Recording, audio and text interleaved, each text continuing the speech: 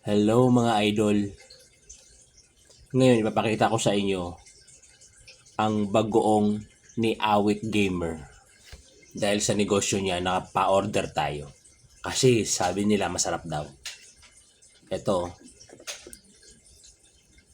na-order namin sa TikTok shop nila. Meron din sila sa Shopee. Ito in-order ko. Bagoong ni Awit. Ngayon nabuksan na to. Kasi kahapon dumating, binuksan na ng anak ko dahil gusto nila matikman. Na unboxing na nila. Tingnan mo. Makabalot dito. Ano siya? Babasagin. Ngayon, titikman na natin kung masarap nga ba ang bagoong ni Awit. Yun, may nakahanda na tayong kanin. Kasi masarap din ito pang ulam. Buksan na natin, guys!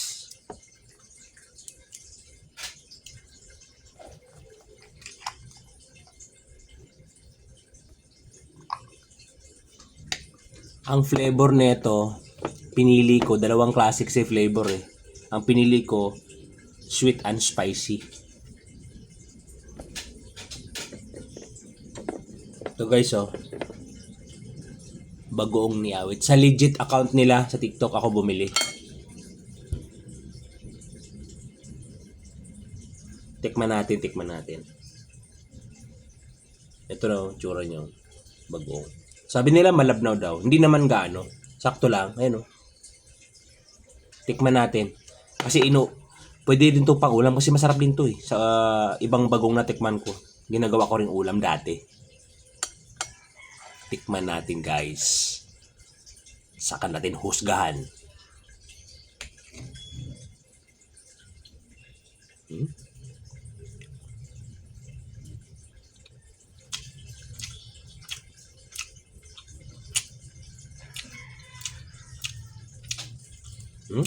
Isa pa.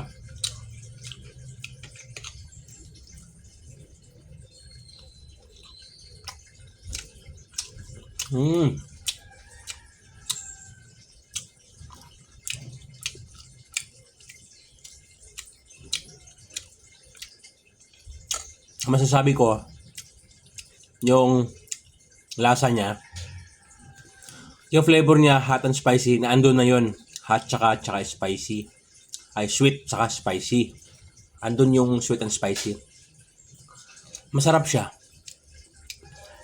Pwede ito yung pwede ito sa sa mangga, masarap sa mangga. Baka sa mangga. Kaya sa mga gustong bumili, alam niyo na yung gagawin niyo. Pero masarap yung lasa.